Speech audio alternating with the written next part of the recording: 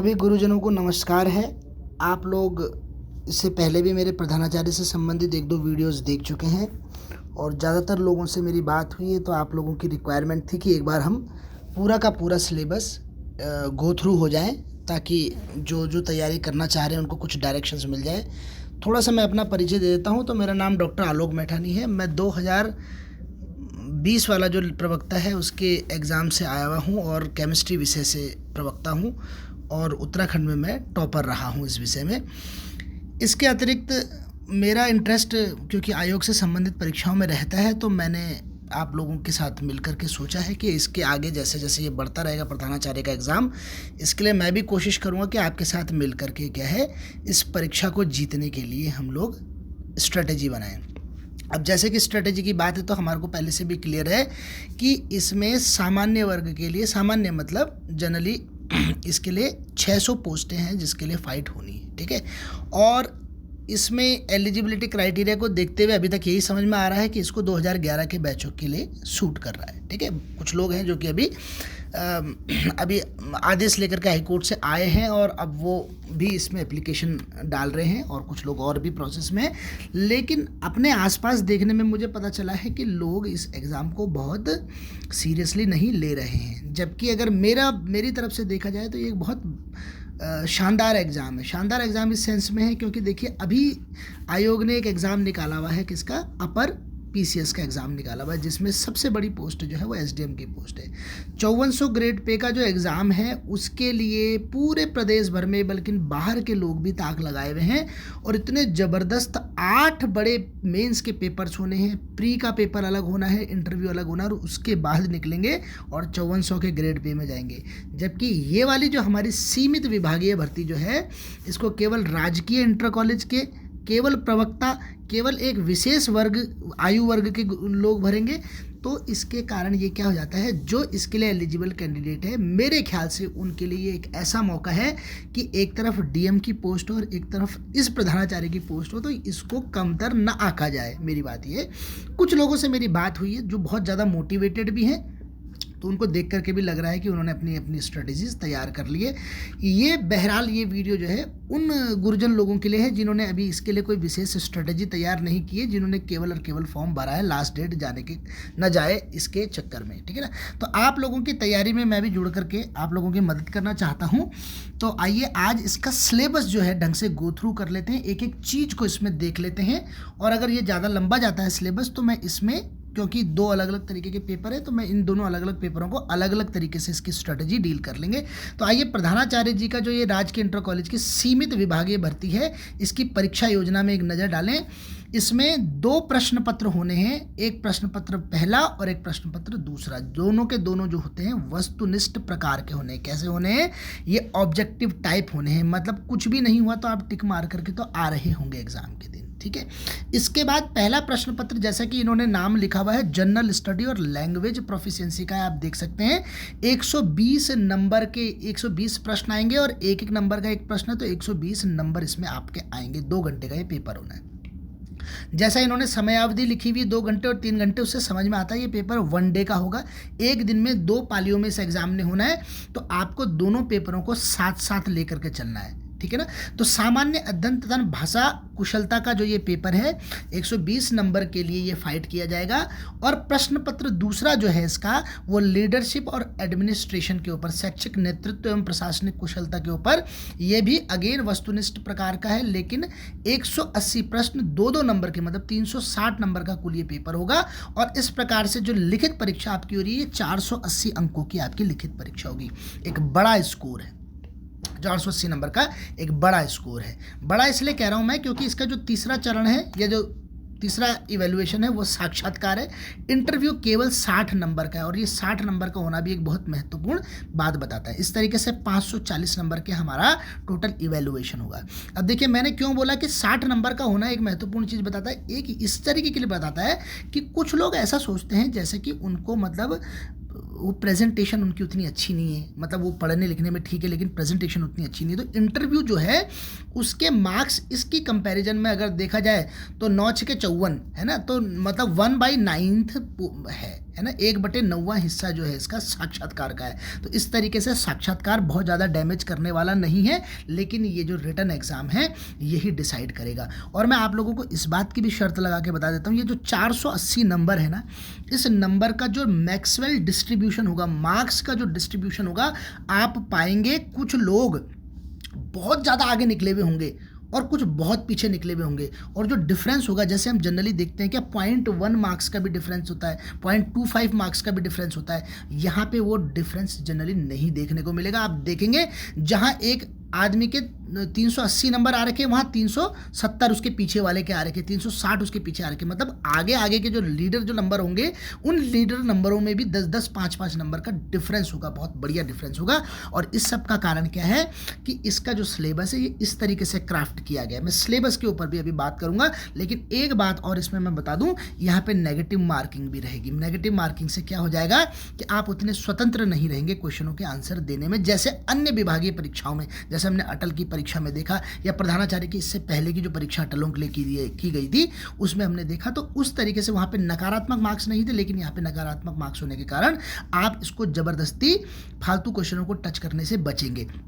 आ जाइए अब पहला प्रश्न पत्र जो है हमारा उसके बारे में पढ़ते हैं, जिसको हमने कहा general studies and language proficiency. ठीक है ना, तो दो चीज़ों के ऊपर ये बात हो रही है, एक तो लैंग्वेज भाषा के ऊपर बात हो रही है और एक जनरल स्टडीज़ के ऊपर। देखिए एक प्रधानाचार्य को कैसा होना चाहिए, एक अवेयर होना चाहिए, प्लस उसकी कम्युनिकेशन स्किल्स क्या होनी चाहिए, बहुत शानदार होनी चाहिए। आप इसके देखिए सिलेबस को, ये सिलेबस बहुत अच्छे तरीके से डिज़ाइन किया गया है। मैं नहीं बोलूँगा कि हल्का सिलेबस है, हल्का सिलेबस ये ऊपर से देखने में भी लग रहा है, लेकिन जब मैंने इस पूरे सिलेबस पे नज़र मारी तो मैंने देखा कि लगभग इन्होंने सारी चीज़ों को ही तो इसमें पूछ लिया है। अब वो पूछते क्या है वो भी मैं आपको बाद में बताऊँगा अपने पूर्व के अनुभव से, क्योंकि मैंने बहुत सारे एग्जाम दिए हुए भी हैं, तो मैं अपने पूर्व के अनुभव से उन सब चीज़ों को भी आपको बताऊँगा। लेकिन इससे पहले मैं आप लोगों को बता दूं कि इसमें जो पहला पेपर जनरल स्टडीज़ है उसमें मार्क्स का डिस्ट्रीब्यूशन कैसा है कि सबसे पहले सामान्य अंग्रेजी इन्होंने बता रही कि जनरल इंग्लिश। अब जनरल इंग्लिश में आप लोग देख लीजिए, जनरल इंग्लिश में सचमुच में ये जनरल इंग्लिश ही पूछ रहे हैं, एक कॉम्प्रिहेंशन पूछ रहे हैं, मतलब ये आपको एक अनसीन पैसेज दे देंगे, प्रीपोजिशंस पूछ रहे हैं, वन वर्ड सब्स्टिट्यूशंस पूछेंगे, synonym, antonym, idiom, phrases, direct, indirect, tenses and grammars, ये सब चीज़ें पूछेंगे। ये जनरल इंग्लिश में आता है, इसमें कोई बहुत ज़्यादा ग्रामर का ही रोल नहीं है, ऐसा भी नहीं है जैसे मतलब हम बैंक की या एसएससी वगैरह की इंग्लिश पढ़ते हैं तो वो ज़रा ज़्यादा टफ हो जाती है। ठीक है ना, तो उससे इतर ये जनरल है, सामान्य है। आप देखेंगे कि इस पेपर में जो प्रश्न पूछे गए होंगे वो भी बहुत ज़्यादा अच्छे स्तर के नहीं पूछे गए होंगे, एक सामान्य स्तर के पूछे गए होंगे। ठीक है ना, क्योंकि ये सीमित विभागीय भर्ती, इसमें जो कंटेस्टेंट हैं वो क्या है, वो एक वर्ग विशेष के हैं, वो राजकीय विद्यालयों के। तो आयोग कभी नहीं चाहेगा कि मतलब इसमें क्वालिफाई न करें लोग, वो तो चाहेगा कि मैक्सिमम क्वालिफाई करें और अच्छी मेरिट के साथ लोग आगे जाए। ठीक है ना, आप समझ रहे हैं ना, इसमें हमारे प्रदेश की क्षमताओं, प्रदेश के अध्यापकों की क्षमताओं के ऊपर भी बात आती है, इसलिए इसको किस तरीके से किया जाएगा इसमें भी आप अपना बराबर नज़र बनाए रखें। अगर आप मुझे पूछेंगे कि सामान्य अंग्रेजी किस चीज़ से पढ़नी चाहिए तो मैं आपको बोलूँगा एसपी बख्शी की बुक इसके लिए ठीक है। ठीक है ना, general English by S P Bakshi एक बुक आती है, आप जनरली अगर उसको उठा करके देखेंगे तो आप पाएंगे कि लगभग इसमें मैक्सिमम चीज़ें उसमें आ गई होंगी। हालांकि उसमें कुछ ज़्यादा ही चीज़ें हैं, पर उसी के लिए तो वो पैसे लेते हैं, 350-400 रुपये की बुक होती है, तो आपके काम की चीज़ बहरहाल उसमें मिल जाएगी। इसके बाद दूसरा देखिए आप, सामान्य हिंदी इसमें आ रहा है, 20 नंबर का सामान्य अंग्रेजी था और 20 ही नंबर का क्या है, सामान्य हिंदी है। सामान्य हिंदी भी सचमुच में इसमें सामान्य ही है, क्योंकि इसमें क्या पूछा गया है, वर्णों का वर्गीकरण, संज्ञा, सर्वनाम और तत्सम, तद्भव, प्रत्यय, उपसर्ग, समास, संधि, पर्यायवाची, विलोम, ये सारी चीज़ें क्या हैं, ये कुछ फिक्स्ड इनके एग्जाम्पल्स होते हैं। मैं बता रहा हूँ लगभग वही आते हैं, इनमें भी ज़्यादा परेशान होने की ज़रूरत नहीं है। कहने का मतलब पढ़ना तो पड़ेगा, लेकिन मार्क्स उठाने के हिसाब से ये भी एक अच्छी जगह है जहाँ पे आप कर सकते हैं। और आप मुझे बुक के बारे में पूछेंगे तो मैं बोलूँगा कि ल्यूसेंट जनरल हिंदी उसके लिए पकड़ लीजिए। ल्यूसेंट की नीले वाले गत्ते वाली जो ल्यूसेंट की जनरल हिंदी आती है, सामान्य हिंदी आती है, आप उसको उठा लीजिए। ये लगभग आपकी रिक्वायरमेंट पूरी करती हुई दिख रही है इसमें बुक, ठीक है ना। अब इसमें बड़ा पोर्शन आता है 40 नंबर का, जिसका नाम है सामान्य अध्ययन। और ये 40 नंबर का बड़ा पोर्शन ही नहीं है केवल, इसमें मैटर भी बहुत बड़ा है। देखिए इसमें क्या कहना चाह रहे हैं ये सामान्य अध्ययन में, ये एक तो राजनीति, आर्थिक और पर्यावरण, साइंस और प्रौद्योगिकी, इन सब पर बेस्ड जनरल नॉलेज और करंट अफेयर्स के क्वेश्चन डिस्कस करेंगे, ठीक है ना। देखिए कितना बड़ा हो गया अपने आप में ही। एक तो नेशनल, एक इंटरनेशनल और एक उत्तराखंड के परिप्रेक्ष्य में, ध्यान रखें उत्तराखंड भी है इसमें, देश भी है और अंतर्राष्ट्रीय भी है। इन तीनों के परिप्रेक्ष्य में क्या क्या डिस्कस करेंगे ये polity, economy, environment, science and technology, इस पे बेस्ड क्वेश्चन। तो ये लगभग सारी ही चीज़ें इसके अंदर इन्होंने कर दी है। तो अब ये थोड़ी सी फाइट हो जाएगी, ये पढ़ने पढ़ाने वाली चीज़ें आ जाएंगी ज़्यादा, ठीक है ना। इसके लिए अगर आप मुझे बुक पूछेंगे तो मैं आपको बताऊंगा कि प्रतियोगिता दर्पण आप उठाइए, लगातार आप उसको पढ़िए, वो आपके काम आ जाएगी, ठीक है ना। इसके अलावा जिसने जनरल स्टडीज़ नहीं पढ़ी हुई है, जीएस का सामान्य अध्ययन नहीं किया हुआ है, उसके लिए ल्यूसेंट की या किरण की बुक जो डाइजेस्ट आती है उनकी, मेरे ख्याल से वो पहली बुक होती है, उसको हमारे को पढ़ना पड़ता है। क्योंकि अब हमारे ज़्यादातर टीचर क्या है, कुछ समय से एग्जामों से थोड़ा सा दूर है, इसलिए उन लोगों के लिए एक विशेष तरीके की स्ट्रेटेजी बता रहा हूँ। इसके अलावा उत्तराखंड भी आपको पढ़ना पड़ेगा, उत्तराखंड के कुछ स्टैटिक जीके पढ़नी पड़ेगी, और करंट अफेयर्स तो जो आप देखेंगे 6 महीने के अंदर अंदर जो घटित हुई हैं घटनाएं, उनको पढ़ना पड़ेगा आपको। तो उसमें आप देखेंगे कि उसमें क्या होगा, एक तो केसरी नंदन त्रिपाठी की बुक हम समग्र अध्ययन के नाम से जो परीक्षा वाणी पढ़ते हैं ना, तो परीक्षा वाणी वो पढ़ सकते हैं आप। डॉक्टर राजेश बलोदी की बुक पढ़ सकते हैं, अजय रावत की बुक पढ़ सकते हैं। ये तीनों की तीनों बुकें लगभग एक ही जैसी बुकें हैं, लगभग एक जैसा ही कंटेंट डेवलप करते हैं। ये इन सारी चीज़ों के ऊपर मतलब बनाई हुई हैं, पॉलिटी के ऊपर, आर्थिकी के ऊपर, ठीक है ना। तो ये बनाई गई हैं, तो इनको आप इन बुक को आप रेफ़र कीजिए, ये आपके काम आने वाली बुकें हैं। इसके बाद चौथा जो उसका पोर्शन, अच्छा ये बड़ा पोर्शन है 40 नंबर का, इसलिए आपको इसमें मेहनत भी 40 नंबर के बराबर करनी पड़ेगी, डिसाइडिंग हो जाएगा ये। इसके बाद अब आप देखिए तर्क क्षमता, रीजनिंग का जो है इसमें आ गया। अब रीजनिंग का क्वेश्चन, अब रीजनिंग जो आएगी, रीजनिंग में ये क्या कह रहे हैं, विजुअल्स में वर्बल, नॉन वर्बल रीजनिंग चाहिए इनको। ये डिसीजन मेकिंग के क्वेश्चन, प्रॉब्लम सॉल्विंग के क्वेश्चन, गणितीय विश्लेषण पर आधारित प्रश्नों को ये ज़्यादातर पूछेंगे।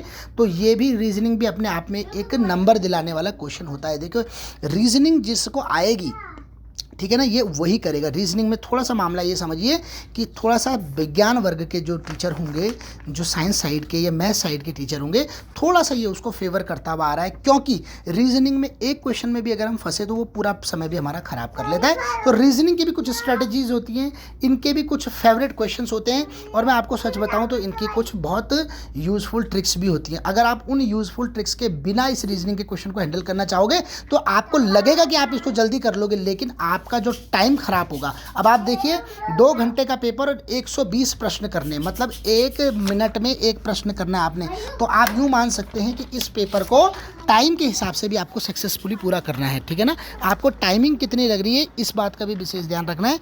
तो आप इस पोर्शन में भी, जो रीजनिंग वाला पोर्शन है, इसको भी मतलब आप यूँ मान के चलिए कि ये मस्ट करने वाला है, इसको छोड़ा नहीं जा सकता किसी भी कीमत में। जो निकलने वाले लोग हैं उनकी बात बता रहा हूँ मैं, या जो इस गेम में जो लीडर रहेंगे उनके लिए मैं बता रहा हूँ, वो इस चीज़ को बिल्कुल नहीं छोड़ करके चलेंगे, ठीक है ना।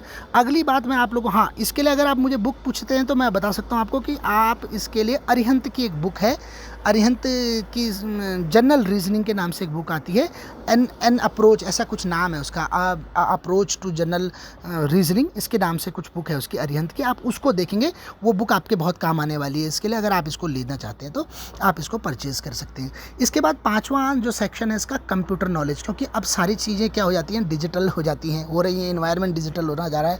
तो अब वो कंप्यूटर का भी आपका टेस्ट करेंगे। कंप्यूटर के टेस्ट में भी हालांकि देखा जाए तो इसमें सारी चीज़ें बिल्कुल कॉमन ही लिखी हुई हैं। इसमें कंप्यूटर में कोई विशेष बातें नहीं लिखी हुई हैं इन्होंने, क्योंकि इसमें ज़्यादातर मैं जैसा देख पा रहा हूँ, इसमें hardware, software, networking, history of computer या कंप्यूटेशन और एप्लीकेशन ऑफ कंप्यूटर्स, इन सब के इर्द गिर्द घूमता हुआ ये सिलेबस इन्होंने डिज़ाइन किया हुआ है। लेकिन फिर भी आप लोगों को इसके लिए भी आप केवल पढ़ने का काम नहीं, इसमें नंबर ऑफ़ MCQs बहुत ज़्यादा होते हैं, एब्रीविएशंस बहुत ज़्यादा होते हैं, नंबर सिस्टम्स जो इन्होंने क्या बोला है, संख्या प्रणाली पहली बात बोली है, संख्या प्रणाली, नंबर सिस्टम्स, इन सब चीज़ों में हेक्साडेसिमल, ऑक्टाडेसिमल, बाइनरी नंबर सिस्टम्स, है ना, और ये सारी चीज़ें, रैम रोम, इन सब चीज़ों के बारे में आपको बहुत सारी चीज़ें, बल्कि इसमें देखिए इन्होंने नीचे क्या लिखा हुआ है, MS word, MS excel, MS PowerPoint, तो इससे संबंधित कीवर्ड्स भी पूछ लेते हैं ये, जैसे कंट्रोल प्लस S क्या होगा, कंट्रोल प्लस V क्या होगा। अब जिन लोगों के जो कंप्यूटर में इतने हैंडी नहीं है उन लोगों के लिए अगेन ये एक प्रॉब्लम बन जाती है, क्योंकि ये काम करके सीखने वाली चीज़ ज़्यादा हो जाती है। तो आप इस चीज़ को भी कतई छोड़ नहीं सकते, क्योंकि ये डायरेक्ट पूछे जाने वाले क्वेश्चन है। क्योंकि देखिए वो 40 नंबर का जो मैंने अभी आपको बताया सामान्य अध्ययन वाला, वो है तो सबसे बड़ा, लेकिन उसका विस्तार देखिए कहाँ से कहाँ तक है, उसका विस्तार कहाँ से कहाँ तक है। जबकि कंप्यूटर का विस्तार देखिए कहाँ से कहाँ तक है। कंप्यूटर एक डिफाइंड का एरिया है, ठीक है ना, कंप्यूटर एक डिफाइंड एरिया है। इसी तरीके से तर्क क्षमता वाला जो है वो भी एक डिफाइंड एरिया, डिफाइंड इसलिए कह रहा हूँ मैं क्योंकि तर्क क्षमता में भी हम कुछ ना कुछ तो तर्क रखते ही हैं उसके ऊपर, ठीक है ना। हालांकि सिस्टमेटिक पढ़े हुए रहेंगे तो क्वेश्चन सॉल्व हो पाएंगे, सिस्टमेटिक नहीं पढ़े होंगे या फिर प्रॉपर शॉर्टकट्स के साथ नहीं पढ़े हुए होंगे तो वो क्वेश्चन देखने में लगते हैं कि हम कर लेते हैं, लेकिन वो हो नहीं पाते। तो इसलिए इस बात को भी कंप्यूटर दक्षता वाले प्रश्न उसको भी आप क्या करेंगे, एक इम्पॉर्टेंट मान के चलेंगे। बहरहाल मैं ये भी कहना चाहता हूँ आपको कि ये जो पहला पेपर है आप इसको क्या मान के चलेंगे, इसको डू और डाई वाला पेपर मान के चलेंगे, क्योंकि इसके बाद वाला पेपर भी मैं आपसे डिस्कस करूँगा, लेकिन वो बहुत लेंदी पेपर है। 360 नंबर का जो वो पेपर है वो बहुत लेंदी पेपर है, इसलिए उसमें से 360 में से 150 नंबर उठाना या 250 नंबर उठाना ये एक बहुत बड़ा चैलेंज होगा। जबकि इस 120 नंबर के पेपर में से 100 नंबर उठाना एक मतलब रिलेटिवली एक पॉसिबल टास्क है। तो आप मेरी समझ से क्या करेंगे कि पहले पेपर के लिए एक सेपरेट स्ट्रेटजी बना करके चलेंगे। और ये मैंने इसके लिए भी, अगर आप बुक पूछते हैं कंप्यूटर वाले के लिए, तो इसके लिए तो खैर बहुत सारी बुकें अवेलेबल है। पिनाकल की बुक है या राजेश गुप्ता की बुक भी आप ले सकते हैं। एक और नया पब्लिशर है जो सस्ते में बुकें निकालते हैं, वो दिशा पब्लिकेशन के नाम से, दिशा पब्लिकेशन अगर आप ढूंढेंगे तो वो 200-250 रुपये, 200 के अंदर उनकी बुकें आ जाती है, उसको भी आप देख सकते हैं। लेकिन कुल मिलाकर के मुझे लगता है कि कम से कम 1,500 से 2,000 रुपये की बुकें ये आपकी हो जाएंगी, 1,500 से 2,000 रुपये की बुकें ये हो जाएंगी। एक मेरी, अब चूँकि आप लोगों ने मुझे पूछा भी था तो मैं आपको बता देता हूँ, इन सब चीज़ों के ऊपर मैं भी अपने आप में एक संकलन कर रहा हूँ। जो काम की बुकें हैं उनके ई नोट्स और ई बुक्स का संकलन कर रहा हूँ। तो आप चाहें तो मुझे भी उसके लिए अप्रोच कर सकते हैं, मैं आपको इन बुकों को प्रोवाइड करवा दूंगा। मेरा नंबर आप चाहें तो लिख लीजिए, 9410321679, ये मेरा नंबर है, 9410321679। इसके अंतर्गत हम लोग क्या करेंगे कि ये जो मैंने आपको सब्जेक्ट्स बोले हैं, जो इतने कंप्यूटर बोला है, इंग्लिश बोला है, हिंदी बोला है, रीजनिंग बोला है और सामान्य अध्ययन बोला है, इसके लिए जो प्रिपेयर्ड नोट्स हैं जो कि MCQs टाइप क्वेश्चंस के ऊपर आधारित भी हैं, ये आप लोगों को मिल जाएंगे। आप अभी से अगर तैयारी कर लेते हैं तो आप लोग पाएंगे कि बाकी लोग जो कि थोड़ा सा इसको हल्के में ले रहे हैं उनसे ज़्यादा आपकी अपॉर्चुनिटीज़ बन जाएंगी। और इसको छोड़ने का कोई भी रीज़न नहीं होता। जो लोग बड़ी मुश्किल से बेचारे एलिजिबल हुए हैं उन लोगों को तो इसको हल्के में लेने का कोई मतलब ही नहीं होता, ऐसे कोई चांस ही नहीं है कि आप इसको इग्नोर करें। बहुत सारे लोग क्योंकि ऐसे हैं जो बेचारे ये सोच रहे थे कि अगर हमारा किसी तरीके से नंबर आया था तो फिर हम तो दिन रात एक कर लेते। तो मेरी आप लोगों को शुभकामनाएँ भी हैं और मैं आप लोगों को यही चाहूँगा कि आप मेरे यूट्यूब जो ये चैनल है, एक तो इसको किसी भी तरीके से आप सब्सक्राइब कर लीजिए ताकि आगे जो है मेरे वीडियो आपको मिलते रहें। लाइक और इसको शेयर भी कीजिए, कमेंट भी कीजिए। और इस पूरी जर्नी में मैं आपके साथ किसी ना किसी रूप में जुड़ने की कोशिश करता रहूँगा। तो मैंने आप लोगों को क्या बताया कि ये बुकों को के लिए भी आप मुझसे कंसल्ट कर सकते हैं। एक बहुत मिनिमम सी अमाउंट, क्योंकि इन सब चीज़ों को बनाने में, तैयार करने में पैसा भी लगता है, टाइम भी लगता है, बहुत लगता है। तो 149 रुपये का हमने इसका टैरिफ रखा हुआ है। 149 रुपये की हम ये बुकों का संकलन सारा का सारा रख रहे हैं। आप चाहें तो मुझे उसके लिए बोल सकते हैं, पूछ सकते हैं। अदरवाइज़ हम इसका क्या कर लें, मैंने आपको लगभग जितनी स्टैंडर्ड बुक्स हैं वो मैंने आप लोगों को बता दी। आप इसको मार्केट से या तो परचेज कर लीजिए और इसको पढ़ना शुरू अब कर लीजिए। तो धन्यवाद। आगे के वीडियोज़ में मैं इसका जो भाग 2 है, प्रश्न पत्र 2 है, उसको भी एलोबरेट करूँगा। हालांकि वो मैंने बना दिया है, मगर ये लंबा वीडियो हो जाने के कारण मैं उसको इसमें नहीं डाल पा रहा हूँ। धन्यवाद।